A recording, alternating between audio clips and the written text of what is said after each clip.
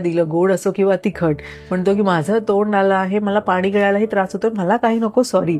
तुमच्याकडे पण असं एखादा फ्रेंड आहे का? व्हिडिओ त्यांना नक्की फॉरवर्ड करा. व्हिडिओच्या शेवटी लाईक करायला आणि फॉलो करायला विसरू नका.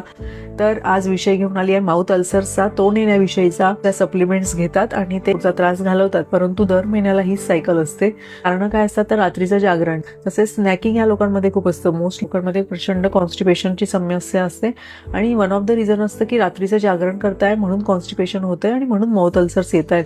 तर मूळतः बॉडी हीट जास्त असल्यामुळे सुद्धा हा प्रॉब्लेम होतो. त्याच लोकांमध्ये जेवताना बोलल्यामुळे चावले जातं आणि तिथे माउथ अल्सर्स बनतो. गवार, भाज्यांनी, तसेच काजू, पपई यासारखे पदार्थ अतिप्रमाणात खाल्ल्यानंतरही तोंड येतं. तसंच मुलींमध्ये पाळीच्या 8 दिवस आधी माउथ अल्सर्स यायला सुरुवात होतात. उपाय काय? ओला नारळ ऐकले असणार आहे, शहाळं, त्याची जी मलाई असते ती तुम्ही आठवड्यातून 2दा तरी खायला घ्या.